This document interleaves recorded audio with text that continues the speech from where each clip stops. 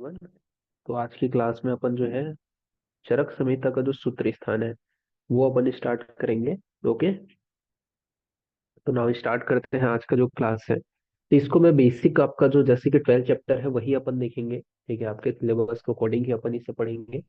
और एकदम अपन इसको स्टार्टिंग से जैसे मैंने अष्टांग हृदय को बताया उसी टाइप से अपन इसको एकदम स्टार्टिंग से ही अपन इसको देखेंगे। ठीक है।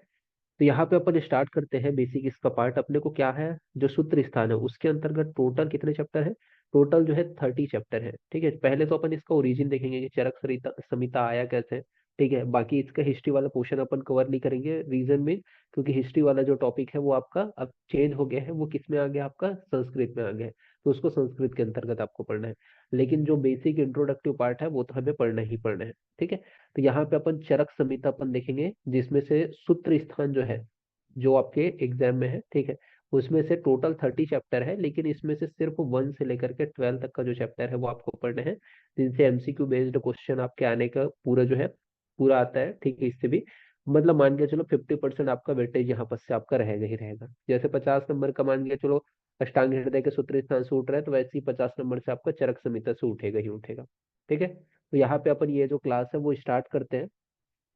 ओके। तो यहाँ पे सबसे पहले देखो ये चरक संहिता जो है ना, तो चरक संहिता के अंतर्गत जो सबसे पहले इंट्रोडक्टिव पार्ट है उसके अंतर्गत इसकी उत्पत्ति के विषय में बताया गया। अब यहाँ पे आपने एक श्लोक जरूर पढ़ा होगा, क्या है, संस्कृत के अंतर्गत पढ़ा होगा। ठीक है, या फिर चरक संहिता के अंतर्गत भी पढ़ा होगा। नहीं पढ़े होगे तो ये चीज को याद रखना, दो तीन चीजों को आपको याद रखना है। एक होता है आपका आप जो आपके उपदेष्टा। ठीक है, एक होता है तंत्रकर्ता, एक होता है प्रतिसंस्कर्ता, और एक होता है आपका संपूरणकर्ता। अब ये कौन कौन होते हैं इनके बारे में थोड़ा सा आपको नॉलेज दे देता हूँ। उपदेष्टा, उपदेष्टा इन द सेंस, जैसे कि एग्जाम्पल के लिए मैं आप लोगों को पढ़ा रहा हूँ। ठीक है, तो मैं क्या दे रहा हूँ, एक प्रकार का उपदेश दे रहा हूँ। जैसे कि आप लोगों ने देखा होगा कि बहुत सारे गुरुज होते हैं, ठीक है, या टीचर्स होते हैं, वो आपको क्या करते हैं, पढ़ाने का काम करते हैं, आपको उपदेश देते हैं। आपका जो भी क्योरी होता है उसको क्या करते हैं उन लोग, सॉल्व करते हैं, उसको शांत करते हैं। तो वो क्या कहलाएंगे, आपके उपदेष्टा कहलाएंगे। ठीक है, उपदेष्टा मतलब जो उपदेश दे रहा है, जो बोल रहा है, जो समझा रहा है, वो क्या कहलाएगा आपको, उपदेष्टा। क्लियर हुआ, उपदेष्टा किसको बोलेंगे? एक हिसाब से आप टीचर को बोल सकते हो उपदेष्टा। दूसरा होता है आपका प्रतिसंस्कर्ता, सॉरी तंत्रकर्ता। तंत्रकर्ता का मतलब क्या होता है, अब क्या हुआ, अब जैसे कि मैंने आपको पढ़ाया, ठीक है, तो आप अपने अनुसार अपना नोट्स बनाओगे। ठीक है, तो उसे अपन क्या बोलेंगे, तंत्रकर्ता। क्योंकि जैसे एग्जाम्पल के लिए आप, जैसे एग्जाम्पल के लिए आपका जो नोट्स रहेगा उसमें आपका नाम ही रहेगा ना, जो भी है। ठीक है, आप अपने ही नाम लिखोगे ना। जैसे पर्टिकुलरली आप, पर्टिकुलरली आपका जो आप, जैसे टीचर ने पढ़ाया, एग्जाम्पल के लिए आप आज पढ़ रहे हो, मैं पढ़ा रहा हूँ आपको, तो मान के चलो क्या हो गया, मैं उपदेश देने वाला हूँ, उपदेष्टा हो गया क्योंकि मैंने उपदेश दिया। अब आपने समझ समझ के अपने जो बुक है, नोटबुक है, ठीक है, जिसके ऊपर आपका नाम लिखा रहेगा, जो भी नाम लिखा रहेगा, ठीक है, जैसे कि कमलेश लिखा है, जो भी है, ठीक है, तो जो भी नाम रहेगा वो आपने अपने बुक नोटबुक पे ऊपर लिखा है, और उसके अनुसार आप क्या है वहां पे अपने नोटबुक में जो भी मैंने पढ़ा है उसको लिख लिया। ठीक है, अब इसी प्रकार से 10 स्टूडेंट है, 10 स्टूडेंट का अलग अलग नाम है। ठीक है, तो क्या है, मेरे पास अगर 10 बुक आ जाएंगे तो मैं प्रॉपर आपके नाम से बोलूंगा ना कि हाँ ये कमलेश का नोटबुक है, ये किसी और का नोटबुक है, ये किसी और का नोटबुक है। तो वो क्या कहलाएगा, आपका जो नोटबुक रहेगा, ठीक है, जिसपे आपके अपने मन से लिखा, जो मैंने समझाया उसको अपने लैंग्वेज में उतारा, वो क्या कहलाएगा, आपके लिए तंत्र कहलाएगा, जिसे अपन एक हिसाब से तंत्रकर्ता भी बोलते हैं। ठीक है, तो वो आपके लिए या दूसरे के लिए, आपके जैसे जूनियर्स है वो आपको पढ़ेंगे तो वो ये बोलेंगे ना कि हाँ हमने इस सर के नोट्स से पढ़ा। ठीक है, तो वो आपका एक हिसाब से क्या है, बुक बन गया है, तो उसे अपन क्या बोलेंगे, तंत्र बोलेंगे। ठीक है, जिसने लिखा उसे अपन तंत्र करता, जैसे कि कमलेश है उसने लिखा, ठीक है, तो वहां पे आपका क्या हो जाएगा, कमलेश क्या है, यहाँ पे अग्निवेश है, अग्निवेश ने अपना नोटबुक लिखा, तो उसे कोई क्या बोलेंगे, तंत्र करता। फिर होगा प्रति संस्कर्ता। अब ऐसा तो नहीं है कि ये जो सिंपल सी बात है, हमने कोई सर थे जैसे आपके, ठीक है, कोई सीनियर थे, उसका आपने नोटबुक लिया, अब उसके ऊपर ऐसा तो नहीं है कि सब चीज उन्होंने सही लिखा होगा। ठीक है, कुछ ना कुछ तो उन्होंने गलती किया होगा, या कुछ ना कुछ पॉइंट्स, या फिर एक आध दो चैप्टर्स उन्होंने मिस कर दिया होगा कि मैं बुक से पढ़ लूंगा करके। तो वो चैप्टर्स को आपने क्या किया, फिर से उस चैप्टर का नोट्स बनाया, और जो चैप्टर मान के चलो जैसे कि 1 से लेकर के 12 तक का चैप्टर था, ठीक है, तो इन्होंने क्या किया, सिर्फ 1 से 10 तक का चैप्टर बनाया। ठीक है, और आपको नोटबुक दे दिया कि ये मेरा नोटबुक है, देख ले चरक संहिता का, ऐसे करके। तो 2 चैप्टर यहाँ पे मिसिंग है, तो क्या किया आपने, ये 2 चैप्टर जो मिसिंग थे इसका आपने खुद से नोटबुक बनाया। ठीक है, खुद से 2 चैप्टर लिखा और इसमें क्या कर दिया, ऐड कर दिया। तो आपका 1 से लेकर के पूरा 12 तक का जो चैप्टर था, जो आपका फर्स्ट ईयर में आने वाला है, वो आपने कंप्लीट कर दिया। तो वो क्या है, प्रति संस्कर्ता, मतलब ये भी देखा आपने कि 1 से 10 तक में कोई गलती थोड़ी ना की है, या गलती से कोई चीज को स्पेलिंग मिस्टेक थोड़ी ना की है, वो भी देखा। और 2 चैप्टर को भी आपने क्या किया, 2 चैप्टर को आपने यहाँ पे ऐड नहीं किया, बस इसको क्या किया, ये 1 से लेकर के 10 तक का जो चैप्टर था, इसको आपने पढ़ा। ठीक है, इसको वापस आपने समझा कि हाँ कोई गलती थोड़ी नहीं, स्पेलिंग मिस्टेक थोड़ी नहीं, और इसको आपने क्या किया, फिर से अपने अगर कोई गलती हो उसको सुधारा, उसको समझा और उसको लिखा। तो वो क्या कहलाएगा, आपका प्रति संस्कर्ता कहलाएगा। ठीक है, समझ में आ गया, प्रति संस्कर्ता। तो 1 से 10 चैप्टर तक यहाँ पे। अब ये 1 से 10 चैप्टर के बाद में आगे चल करके क्या है, ये जो 2 चैप्टर मिसिंग था, इसको किसी ने आकर के ऐड कर दिया, या फिर आपके जो जूनियर है उसको आपने दे दिया, ठीक है भाई ये थोड़ा थोड़ा मिस्टेक था, उसको मैंने सुधार दिया है, अब 1 से 10 तक का चैप्टर 2 चैप्टर का नहीं है। तो जो आपका जूनियर था, आपका भी जो जूनियर था, उसने उस नोट्स को लिया और उसने क्या किया, पहले आपका वो जो 2 चैप्टर मिसिंग था उसका खुद से नोट्स बना करके उसने ऐड कर दिया। तो 1 से लेकर के 12 तक का पूरे चैप्टर बन गया प्रॉपर, कोई स्पेलिंग मिस्टेक नहीं। ठीक है, तो वो क्या है, आपका संपूर्ण करता। ठीक है, तो यहाँ पे सिंपल चीज है, पहले तो मैंने ये समझा दिया क्या क्या होते हैं। आपने क्या किया, सबसे एक बार और समझा देता हूँ। सबसे पहले किसी सीनियर का आपको क्या है, नोट्स वगैरह मिल गया, तो आपने उस नोट्स को लिया। ठीक है, सबसे पहले तो नोट्स को लिया, तो नोट्स से पहले नोट्स तो बना होगा ना, तो सीनियर ने नोट्स बनाया भी होगा। ठीक है, तो नोट्स कैसे बनाया होगा, जब टीचर ने उपदेश दिया होगा। तो उपदेष्टा कौन हो गया, मान के चलो टीचर हो गया। ठीक है, फिर तंत्रकर्ता कौन हो गया, आप स्टूडेंट, तंत्रकर्ता आपने अपने नोट्स लिखा, फिर आपने जूनियर को दिया। ठीक है, तो आपके जूनियर ने उस नोट्स को देखा, तो कोई भी स्पेलिंग स्पेलिंग जो मिस्टेक था उसको उसने वापस सुधारा, तो वो क्या कहलाया, प्रति संस्कर्ता। फिर आपने क्या किया, अपने जूनियर को दे दिया। ठीक है, या फिर आप आपके जो जूनियर थे उसको आपने दे दिया। ठीक है, तो वो जो आपका जो जूनियर था, वो उसने क्या किया, जो चैप्टर छूट गया था उसको भी कंप्लीट कर दिया। तो वो क्या है, संपूर्ण करता है, क्योंकि उसने क्या है, 1 से 10 तक जो था ना, उसको पूरा कंप्लीट कर दिया। 1 से 12 तक जो 2 चैप्टर थे उसको भी ऐड कर दिया, तो 1 से 12 तक रहेगा पूरा उसमें। तो वो क्या है, संपूर्ण करता है। तो वही चीज चरक संहिता में है। जो चरक संहिता है उसका निर्माण भी हुआ है ना, तो सबसे पहले उपदेश कौन दिए हैं, आप जगह जगह पढ़ोगे कि उपदेश देते हुए आत्रेय आचार्य जी बोलते हैं। ठीक है, उपदेश देते हुए आत्राचार्य जी बोलते हैं, ऐसे करके जगह जगह आप पढ़ोगे जब आप चरक संहिता हम पढ़ना शुरू करेंगे। तो आत्रेय कौन है, पुनर्वसु आत्रेय कौन है, उपदेष्टा। ठीक है, जिन्होंने क्या है, उपदेश दिया, जिन्होंने बोला, जो टीचर थे वो कौन थे, जिनके अपन देखेंगे इनका जो भी जो ये वर्डिंग बोले रहेंगे संस्कृत में, उसे अपन गुरु सूत्र के नाम से जानेंगे। ठीक है, गुरु सूत्र कहेंगे उसी को ही, क्या बोलते हैं, गुरु सूत्र। इसमें 4 प्रकार के सूत्र होते हैं, जो भी आत्रेय बोलेंगे, जब अपन पढ़ते हैं संहिता, तो जब भी आत्रेय बोलते हैं तो वो उनके द्वारा जो भी बोला गया वो गुरु सूत्र कहलाएगा। क्योंकि ये क्या थे, टीचर थे, उपदेष्टा थे। ठीक है, इनका जो काल है वो कितना बताया गया, 1000 BC बताया गया। ठीक है, तो ये चीज को भी याद रखना है। फिर इसके बाद में उसके विषय में, अब सिंपल सी बात है, टीचर से क्वेश्चन कौन करता है, स्टूडेंट। तो स्टूडेंट कौन है, तो अग्निवेश। ठीक है, तो तंत्रकर्ता यानी कि जो स्टूडेंट है वो है अग्निवेश। और इनके द्वारा जो भी सूत्र दिया गया है, जो भी आपके कोटेशन दिए गए, उसे अपन क्या बोलेंगे, शिष्य सूत्र बोलेंगे। ठीक है, शिष्य सूत्र बोलेंगे। तो ये शिष्य सूत्र हो गया। ठीक है, जो भी अग्निवेश ने जवाब दिया, तो ये हो गया।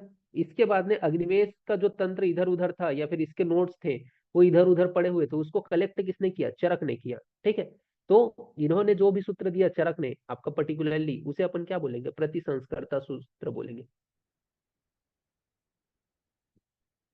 ठीक है, इसके द्वारा जो सूत्र दिया गया उसे अपन क्या बोलेंगे, प्रति संस्कर्ता सूत्र बोलेंगे, चरक के द्वारा।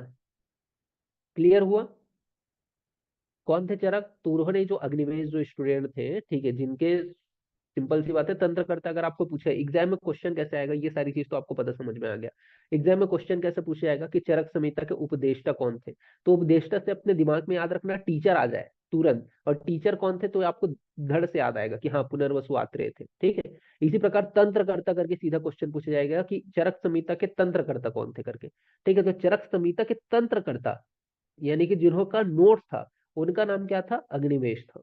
ठीक है, लेकिन जिन्होंने इस नोट्स को रिवाइज किया, अब सिंपल सी बात है, जिन्होंने रिवाइज किया वो क्या हो जाएंगे, प्रति संस्कर्ता, जिनके नाम के ऊपर अपन जो है चरक संहिता को पढ़ते हैं। तो प्रति संस्कर्ता जब पूछा जाए चरक संहिता के, तब चरक आएगा। लेकिन तंत्रकर्ता पूछा जाए तो अग्निवेश आंसर करना है आपको। ठीक है, क्योंकि अग्निवेश, इसको ही और क्या बोला गया था, तो अग्निवेश ने जो तंत्र लिखा उसे अग्निवेश तंत्र भी कहते हैं। बाकी इसको प्रतिसंस्कृत यानी कि जो चीज स्पेलिंग मिस्टेक था या जो चीज इधर उधर था उसको शिफ्ट करने का जो काम है वो चरक ने किया। ठीक है, तो वो क्या है, आपका प्रतिसंस्कर्ता है। फिर संपूर्ण करता मतलब जो चैप्टर छूट गया था उसको क्या है ऐड करने का जो काम था वो दृढ़ बल ने किया। ठीक है, तो ये क्या है, चार सूत्र आपको देखने को मिलेगा, गुरु सूत्र, शिष्य सूत्र, प्रतिसंस्कर्ता सूत्र, और एक होता है आपका एकीय सूत्र। एकीय सूत्र जो आपको प्रॉपर एक एक आचार्य जो है ना उन्होंने दिया है, उसको अपन आगे चल करके डिस्कस करेंगे। ठीक है, तो क्लियर हो गया कौन कौन थे, क्या क्या थे इनकी जो सदी है वो भी याद रखना। जैसे कि आपका अगर आपको पूछा जाए पुनर्वसु आत्रेय का तो 1000 BC, ठीक है, अग्निवेश का भी 1000 BC है, क्योंकि दोनों एक साथ थे ना, दोनों एक ही साथ। अपना क्वेश्चन, अब टीचर जहां पे रहेगा वहीं पर तो शिष्य रहेगा, तो दोनों का जो सदी रहेगा वो तो सिमिलर ही रहेगा। ठीक है, बाकी चरक बाद में है तो 200 BC, और इसके बाद में सबसे लास्ट में आपके दृढ़बल है तो 4th सेंचुरी, तो ये आपको याद रखना है। ठीक है, तो ये चीज तो इससे क्वेश्चन बन सकता है, एमसीक्यू बेस्ड क्वेश्चन बन सकता है। तो यहाँ पर ये चीज मैंने क्लियर कर दिया। अब इसके बाद में ये देखो, ये जो चरक संहिता था मैंने तो बोल दिया कि जो चैप्टर, दो चैप्टर वहां पे उन्होंने, मतलब जैसे मैंने एग्जांपल के लिए बताया कि चरक संहिता में 1 से 12 तक अपने को पढ़ना है, तो दो चैप्टर आपने नहीं दिया है ऐसे करके। लेकिन नॉर्मली अगर आप चरक संहिता को देखोगे तो मैंने तो उसको एग्जाम्पल दिया था, चरक संहिता में टोटल अगर अपन चैप्टर देखें तो कितने हैं, 120 चैप्टर्स है। तो उन चैप्टर्स में से जैसे मैंने बोला कि संपूर्णकर्ता कौन थे, दृढ़बल थे।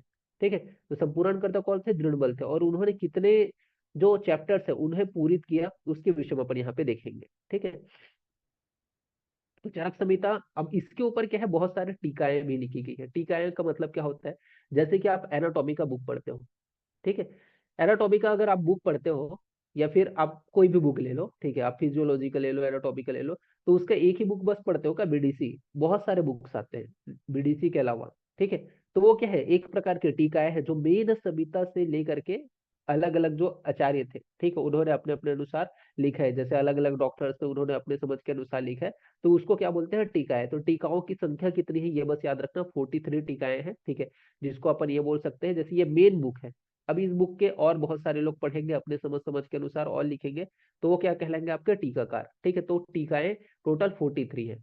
ठीक है, मेन बुक को समझ करके अपने लैंग्वेज के अनुसार सरल तरीके से जो लिखेंगे वो टीकाएं कहलाएंगे। तो टोटल जो टीका है वो 43 है, जिसमें 17 संस्कृत टीका है। ठीक है, अब ये जो टीका है और टीका कौन से इसके विषय में आपका हिस्ट्री से रिलेटेड क्वेश्चन आता है। ठीक है, जो आपको संस्कृत के अंतर्गत पढ़ना है। ठीक है, बस आपको ब्रीफली याद रखना है कि 43 टीकाएं चरक संहिता के ऊपर लिखी गई है, जिसमें से संस्कृत के अंतर्गत 17 है।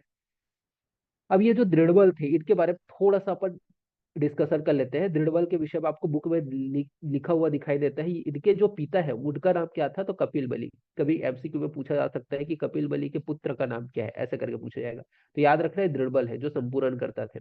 और ये जो संपूरित कितने चैप्टर्स को किया, चरक संहिता के कितने चैप्टर्स को इन्होंने ऐड ऑन किया, मैंने बोला ना कि ये सबसे आपका सबसे ज्यादा जूनियर था, तो इन्होंने एक पूरा एकदम नोट्स को जो भी बचा हुआ था उसको भी ऐड कर दिया, तो संपूर्ण करता मतलब इन्होंने ऐड किया था। तो कितने चैप्टर्स ऐड किए थे, टोटल 41 चैप्टर्स ऐड किए थे। ठीक है, वो 41 चैप्टर्स कौन से, तो चिकित्सा स्थान के 17 चैप्टर है। ठीक है, सिद्धि स्थान है, इसमें स्थान है, अपन क्या बोलते हैं, जैसे एग्जाम्पल के लिए अपन लोगों ने क्या किया, स्थान किसको बोलते हैं, अब यहाँ पे स्थान के विषय में बात कर लेते हैं, स्थान किसको बोलते हैं, ठीक है, उसके विषय में बात कर लेते हैं। अब एग्जाम्पल के लिए अब मैंने क्या किया, मैंने आप कोई भी डिसीज पढ़े, ठीक है, डिसीज पढ़े, कोई भी डिसीज हो वो आप पढ़े हो। अब डिसीज को पहचानने के लिए आपको क्या करना पड़ता है, पहले तो डेफिनेशन देखना पड़ता है। ठीक है, डेफिनेशन आपको याद होना चाहिए। इसके बाद में दूसरा चीज जो है वो आपको क्या याद होना चाहिए, साइन सिम्टम याद होना चाहिए। ठीक है, जो साइन है वो आपको याद होना चाहिए, और तीसरा आपको क्या याद होना चाहिए, उसका ट्रीटमेंट याद होना चाहिए। ठीक है, तो ट्रीटमेंट आपको, ये तीन चीज आपको याद होनी चाहिए कोई भी चीज के लिए। मैं एक प्रकार से आपको बता रहा हूँ स्थान किसको बोल रहे हैं। तो आपने क्या किया, जितने भी डिसीज थे उसको क्या है, डेफिनेशन को एक स्थान पे रख दिया। ठीक है, मतलब एक जगह में लिख दिया कि हाँ भाई ये मलेरिया है तो इसका डेफिनेशन ये है। ठीक है, अगर ये जो है टाइफाइड है तो इसका डेफिनेशन ये है। ठीक है, अगर ये क्या बोलना चाहिए, फ्रैक्चर है तो इसका डेफिनेशन ये है। अगर ये डिसलोकेशन है तो इसका डेफिनेशन ये है। तो सबको जो है एक ही जगह में आपने लिख दिया, मतलब मान के चलो 15-20 पेज उसपे सिर्फ डेफिनेशन भर गया। ठीक है, मान के चलो वही है कि आपका 25 पेज या 12 पेज जो है आपका डेफिनेशन भर गया, तो ये डेफिनेशन आपने एक जगह लिख दिया। फिर सभी के साइंस सिम्टम को आपको याद रखने के लिए, क्योंकि आप कंफ्यूज हो रहे थे, ठीक है, सिंपल सी बात है, तीनों को अलग अलग याद कर रहे थे तो क्या थे, कंफ्यूज हो रहे थे, इसी वजह से आपने डेफिनेशन को एक जगह लिख दिया, 12 पेज भर गया। फिर आपने सभी डिसीज के साइड को एक जगह लिख दिया ताकि आप कंफ्यूज ना हो। ठीक है, तो उसमें आपका 25 पेज भर गया। फिर आपने सभी डिसीज के ट्रीटमेंट, क्योंकि आपको ट्रीटमेंट के ऊपर बनाना है था, ट्रीटमेंट आपको सभी डिसीज के एक समान लग रहा था तो आपने एक जगह लिख दिया। ठीक है, मतलब उसमें आपका मान के चलो 28 पेजेस भर गए। ठीक है, तो यहाँ पे आप ध्यान दो, यहाँ पे जहाँ पे आपने सिर्फ डेफिनेशन लिखा था, ये एक जगह हो गया, तो आपको कंफ्यूजन नहीं हुआ ना, सभी का डेफिनेशन सिमिलर नहीं लगा ना, क्योंकि आप एक एक सेपरेट पढ़ रहे थे, उसका डेफिनेशन, साइज, सिम्टम, ठीक है, फिर ट्रीटमेंट, तो आपको टफ लग रहा था कि यार इसका इसका मिक्स हो रहा है, इसका मिक्स हो रहा है, तो आपने क्या किया, पूरे जगह का डेफिनेशन एक ही स्थान पे लिख दिया, फिर सभी का साइज सिम्टम एक स्थान पे लिख दिया, एक जगह पे लिख दिया, और उसके अंदर सभी का ट्रीटमेंट एक स्थान पे लिख दिया, तो आपको पता चल गया कि हाँ, इसमें थोड़ा सा ट्रीटमेंट यहाँ पे ये चीज है, बाकी उसका वही है, सिमिलर है। ठीक है, तो ये एक एक स्थान पे जब आप लिखे हो तो आपको क्या पढ़ने में इजी हुआ। सिमिलर क्या किया, जो दृढ़ बल है, ठीक है, या फिर ये बोल सकते हैं जो चरक संहिता है, उसमें क्या है, अब मान के चलो कुछ का ट्रीटमेंट यहाँ पे एक जगह पे दिया गया था 3 का, फिर उसके बाद में आपका क्या था, फिर से उसके अंदर साइज सिम्टम दे दिया गया था 4 का, ठीक है, फिर 3 का ट्रीटमेंट, फिर 4 का साइज सिम्टम, ऐसे करके दिया गया था। तो इसको क्या किया गया, एक जैसे ये ट्रीटमेंट ट्रीटमेंट है, तो इसको मैं एक ही जगह लिखता हूँ, ये साइज सिम्टम है, तो इसको एक जगह लिखता हूँ, जैसे कि ट्रीटमेंट ट्रीटमेंट है तो चिकित्सा स्थान, ट्रीटमेंट को क्या बोलते हैं, चिकित्सा, तो चिकित्सा स्थान बोलेंगे उसे। फिर साइज सिम्टम है, या फिर उसका जो ये बोल सकते हैं कॉजेस है, उसको अपन एक स्थान पे, तो निदान को अपन लोगों ने एक स्थान पे लिख दिया, तो वो क्या कहलाया आपका स्थान, यानी कि एक जगह में एक चीजें को ही लिख दिया तो आपको पढ़ने में आसानी हुई, तो वो क्या कहलाएगा, स्थान। तो वही है कि चिकित्सा स्थान में टोटल जो है 30 चैप्टर थे, 30 चैप्टर है, मतलब इसमें से 17 जो चैप्टर है उसको क्या है, किसने लिखा है, किसने बताया है, या किसने सब पूरित किया है, तो दृढ़ बल ने किया है। तो ये चीज याद रखना कि 17 चैप्टर जो 30 में से जो 17 चैप्टर है उसे दृढ़ बल ने किया है। फिर सिद्धि स्थान में 12 के 12 चैप्टर जो थे उसको पूरा जो है दृढ़ बल ने बताया है। फिर इसके अंदर कल्प स्थान के टोटल 12 के 12 जो चैप्टर थे उसको किसने बताया है, तो दृढ़ बल ने बताया, क्योंकि ये सब पूरा करता था, आपको सबसे जो जूनियर था वो क्या किया, पूरा जो भी चैप्टर छूटा हुआ था, मतलब इसने 2 चैप्टर्स लिखे ही नहीं थे, तो ये 2 चैप्टर्स को लिख करके ऐड किया। साथ ही साथ चिकित्सा में जो छूटा हुआ चैप्टर था 17, तो वो 17 चैप्टर को भी वहां पर उन्होंने ऐड किया। तो ये क्लियर हो गया। फिर इसके बाद में इसका निवास स्थान क्या था, कहाँ रहते थे, तो पंचरत्नपुर, काशीपुरी जो आपका है, ठीक है, वहां वहां जो है ये रहते थे। तो ये दृढ़ बल के विषय में आपको बुक में देखने को मिलता है। फिर इसके बाद अपन बात कर लेते हैं चरक के विषय में, तो चरक के विषय में भी थोड़ा चीजें आपको याद रखनी है, जैसे कि चरक के विषय में क्या क्या चीजें आपको याद रखनी है, कि चरक का वास्तविक नाम क्या था, तो कपिस्थल चरक बोला जाता था। चरक का वास्तविक नाम क्या था, ओरिजिनल नेम, तो कपिस्थल चरक बोला जाता था। अब क्वेश्चन कैसे पूछा जाएगा एमसीक्यू बेस्ड, तो ये कपिस्थल चरक किसका नाम था, ठीक है, यह कपिस्थल चरक किसका नाम था, तो आप भूल जाओगे कि ये जो है चरक का ही नाम है, चरक को ही बोला गया है। आप समझोगे कि किसी और को बोल रहे हैं क्या, कपिस्थल लग गया है तो चरक का ही है। या फिर ये पूछा जाएगा कि विशुद्ध किसके पिता थे, तो आपको याद रखना है चरक के पिताजी का नाम विशुद्ध था। फिर इनके गुरु कौन थे, टीचर कौन थे, तो वैशंपायन इसके गुरु थे। ठीक है, वैशंपायन जो है इनके टीचर थे, चरक के टीचर थे। अब ये कहाँ पे रहते थे, वही जगह पंचानंदपुर पंजाब के पास जो कपिलस्थ ग्राम है वहां के निवासी थे। थोड़ा सी ये चीज भी याद रखना, गोत्र प्रवर्तक थे, तथा यावर यावावर जो कोटि होता है उसके ऋषि थे। ठीक है, यावावर एक प्रकार की जो एक प्रकार का कोटि है उसके ऋषि थे। और जो भाव प्रकाश है, जो भाव प्रकाश है, उन्होंने क्या है, चरक को शेष नाग का अवतार माना है, तथा अनंतक के अवतार भी माने हैं। तो ये चीज याद रखना, शेष नाग का अवतार भाव प्रकाश ने किसको माना है, ऐसा करके पूछा जाएगा, तो चरक को बोला गया है। फिर चरक जो है वो कुषाण वंशी राजा कनिष्ठ के राजवैद्य थे, तो ये राजवैद्य भी थे, किसके राज्यवैद्य थे, तो कुषाण वंशी जो राजा कनिष्ठ थे, ठीक है, उनके राज्य वैद्य थे। तो ये चीज को थोड़ा सा याद रख रहे हैं। ओके, क्लियर हुआ। नाउ बात करते हैं अब चरक संहिता में स्थान कितने हैं, तो कितने स्थान है इसको आपको याद रखना है। ठीक है, कौन से है, तो सूत्र स्थान, निदान स्थान, विवाद स्थान, शरीर स्थान, इंद्रिय स्थान, चिकित्सा स्थान, कल्प स्थान, सिद्धि स्थान। यह टोटल स्थान है, यानी कि टोटल 120 चैप्टर्स हैं किसमें, चरक संहिता। ठीक है, अब इसको याद करने के लिए आप इजी याद रखना, जैसे कि आपको एक दो बार में जब आप पढ़ते जाओगे तो याद होता जाएगा। जैसे कि सबसे हाईएस्ट किसमें तो सूत्र स्थान और चिकित्सा स्थान, इन दोनों में हाईएस्ट है, यानी कि 30 चैप्टर है। ये क्लियर हो गया, याद हो गया। ठीक है, 30 चैप्टर किसमें है, तो आपका एससी एससी में जो है वो 30 चैप्टर है, याद रखना। तो सूत्र और चिकित्सा इसमें क्या है, 30 चैप्टर है, ये आपको याद रखना है। फिर इसके बाद में आपका केपी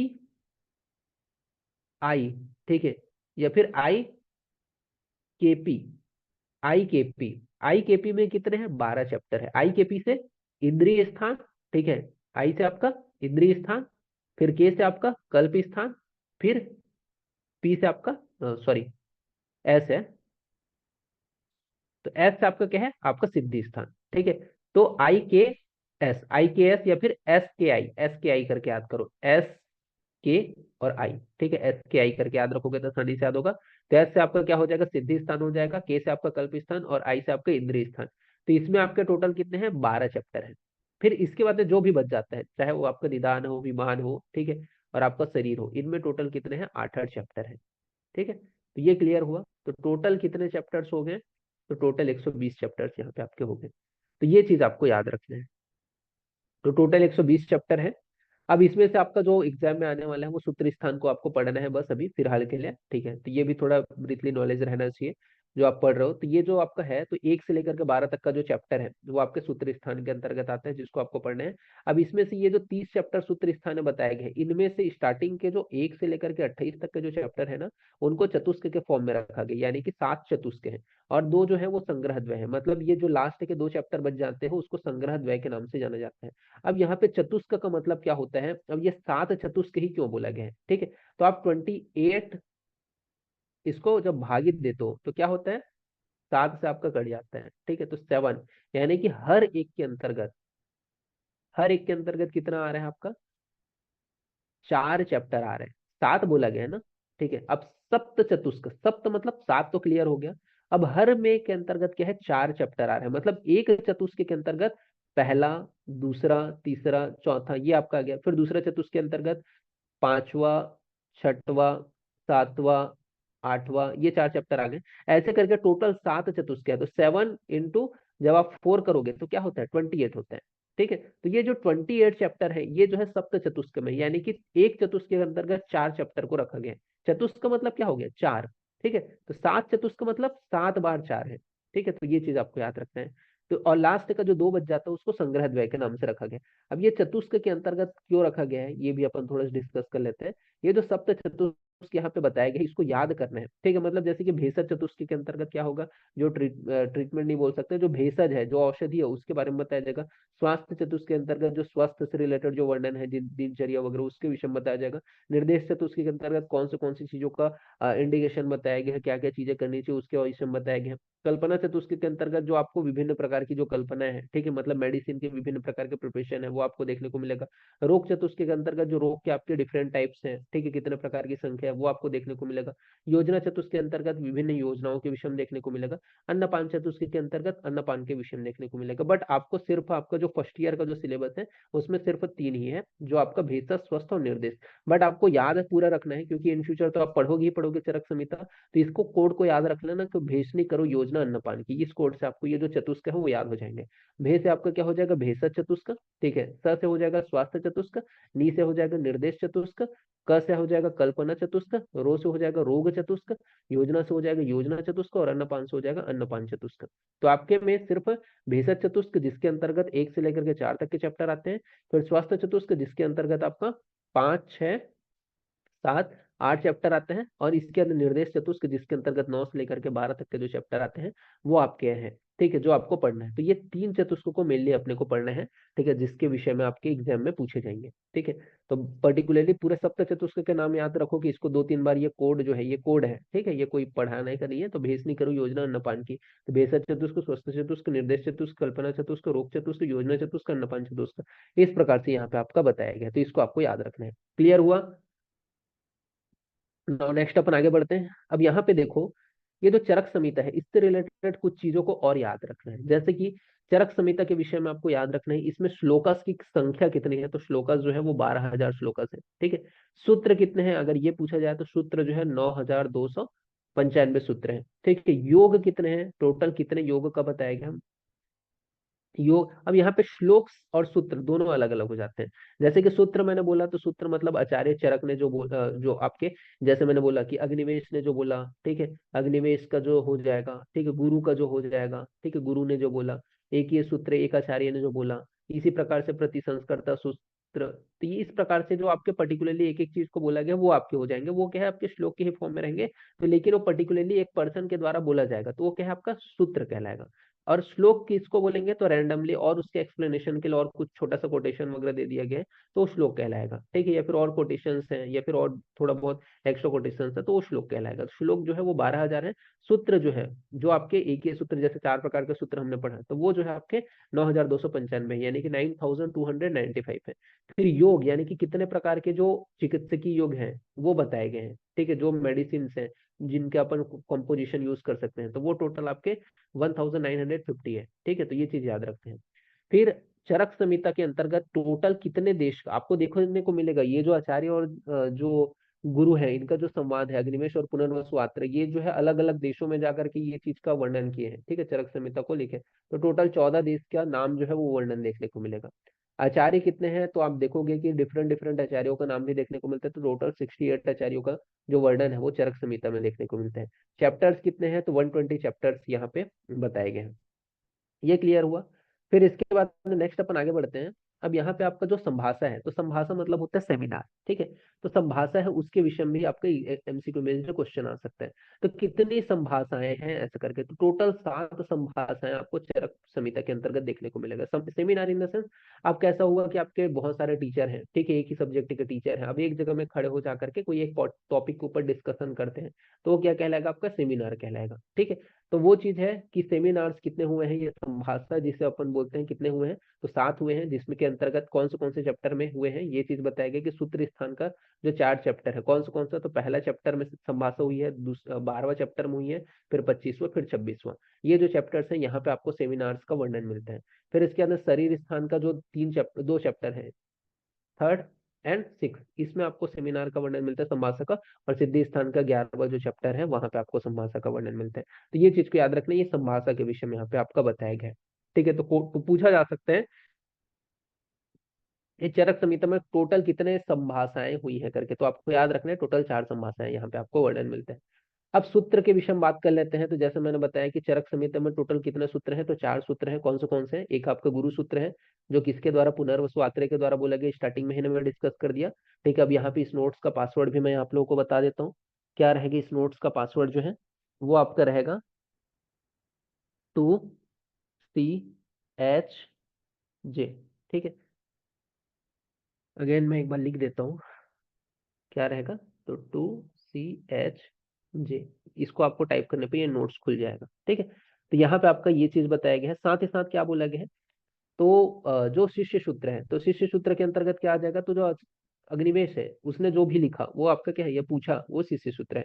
फिर प्रतिसंस्कृत सूत्र यानी कि दृढ़ बल, वो क्या थे, प्रतिसंस्कर्ता थे, ठीक है। तो उनके द्वारा जो सूत्र लिखा गया वो प्रतिसंस्कृत सूत्र। फिर एक ही सूत्र मतलब सेमिनार में मैंने बोला बहुत सारे टीचर आ जाएंगे, तो बहुत सारे टीचर जो आ जाते हैं, फिर अलग अलग जो आचार्य है उन्होंने अपना अपना जो मत दिया, तो वो एक एक जो आचार्य ने जो जो बोला है वो एक ही सूत्र कहलाएगा। तो ये संभाषा परिषद में आपको देखने को मिलेगा, ठीक है।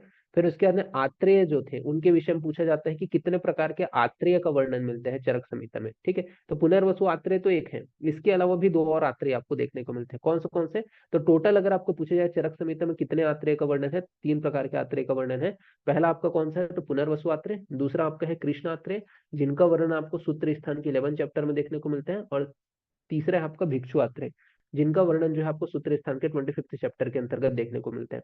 तो ये चीज को आपको याद रखना है कि कितने प्रकार के आत्रेयों का वर्णन किया गया है, तो 3 प्रकार के आत्रेय का वर्णन किया गया है, पुनर्वसु आत्रेय, कृष्ण आत्रेय और भिक्षु आत्रेय, ठीक है। तो जो आपको देखने को मिलता है, पुनर्वसु आत्रेय का वर्णन हर जगह लगभग देखने को मिलता है, बट कृष्ण आत्रेय जो है वो सूत्र स्थान के 11 चैप्टर में उसका वर्णन है, और भिक्षु आत्रेय का सूत्र स्थान के 25वें चैप्टर के अंतर्गत वर्णन किया गया है।